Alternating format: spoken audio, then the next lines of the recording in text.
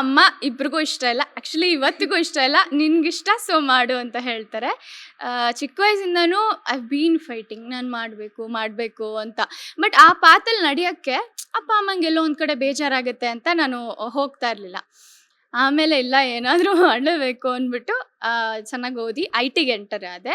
So IT ಸ್ವಲ್ಪ time ಕೆಲಸ ಮಾಡಿದೆ. ಓಕೆ, ಇವಾಗ ಅವಳ ಕಾಲ ಮೇಲೆ ಅವಳು ನಿಂತ್ಕೋಬೋದು ಅಂತ ಒಂದು ನಂಬಿಕೆ ಬಂತಲ್ವ ಅವ್ರಿಗೆ.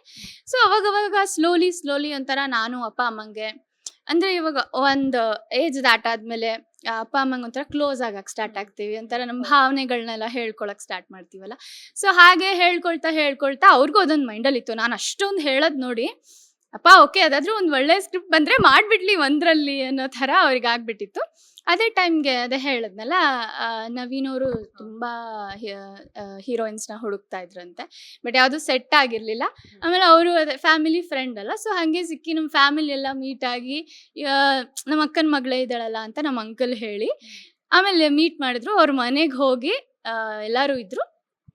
ನವೀನ್ ಅವರು ಆಲ್ರೆಡಿ ಒಂಥರ ಕೆಲವೊಂದೊಂದು ವರ್ಕ್ ಎಲ್ಲ ಮಾಡಿದ್ರು, ವಿಡಿಯೋಸು ಫೋಟೋಸು ಅದೆಲ್ಲ ತುಂಬ ಇತ್ತು. ಆಮೇಲೆ ಎಂಟೈರ್ ಸ್ಕ್ರಿಪ್ಟು ಒಂಥರ ಹೇಳಿದ್ರು, ನರೇಟ್ ಮಾಡಿದ್ರು.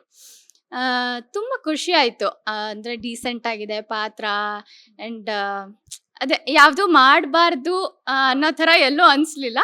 ಸೊ ಅಮ್ಮ ಬಂದಿದ್ರು ಕತೆ ಕೇಳೋಕ್ಕೆ, ಅಪ್ಪ ಇರಲಿಲ್ಲ. ಆಮೇಲೆ ಬಂದು ಓಕೆ ಫೈನ್ ಅಂತ ಒಪ್ಕೊಂಡ್ರು. ಆಮೇಲೆ ಐ ಥಿಂಕ್ ಕತೆ ಹೇಳಿ 1 ತಿಂಗಳಿಗೇನೆ ಶೂಟಿಂಗ್ ಸ್ಟಾರ್ಟ್ ಆಗೋಯ್ತು.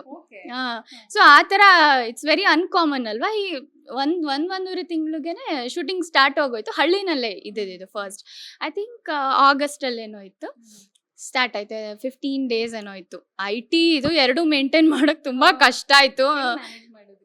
ಅದೇ ಮ್ಯಾನೇಜರ್ಗೆ ಪೂಸಿ ಹೊಡೆದು ಬಟ್ ಸ್ಟಿಲ್ ನಾನು ಸೆಟ್ಸಲ್ಲಿ ಇರುವಾಗ್ಲೂ ನೆಟ್ವರ್ಕ್ ಇರ್ತಿರಲಿಲ್ಲ. ಐ ಸ್ಟಿಲ್ ರಿಮೆಂಬರ್, ಎಲ್ಲೋ ದೂರ ಓಡೋಗಿ ಅಲ್ಲೊಬ್ರು ಮನೆ ಇತ್ತು, ಲ್ಯಾಪ್ಟಾಪ್ ಚಾರ್ಜ್ ಹಾಕಿ ಹಾಟ್ಸ್ಪಾಟ್ ಕನೆಕ್ಟ್ ಮಾಡಿಕೊಂಡು ಯಾವುದೋ ಒಂದು ಇಶ್ಯೂ ಇತ್ತು, ಅದನ್ನು ರಿಸಾಲ್ವ್ ಮಾಡಿ ಕ್ಲೈಂಟಿಗೆ ಅಪ್ಡೇಟ್ ಮಾಡಿ ಲ್ಯಾಪ್ಟಾಪ್ ಕ್ಲೋಸ್ ಮಾಡಿ ಮತ್ತೆ ಶಾರ್ಟಿಗೆ ಬಂದೆ.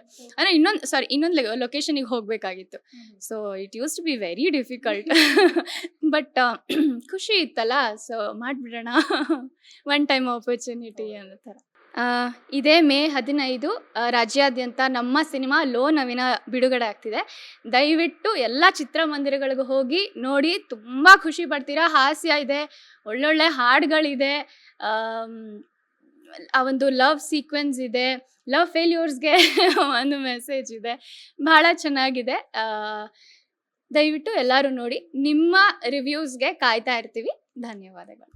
ಥ್ಯಾಂಕ್ ಯು, ಒಳ್ಳೇದಾಗಲಿ, ಆಲ್ ದಿ ಬೆಸ್ಟ್. ಇದಾಗಿತ್ತು ವರ್ಷ ಅವ್ರ ಜೊತೆಗಿನ ಮಾತುಕತೆ. ಕ್ಯಾಮ್ರಾ ಪರ್ಸನ್ ವೆಂಕಟೇಶ್ ಜೊತೆ ನಾನು Kalanvita Jain. State news .live Bengaluru.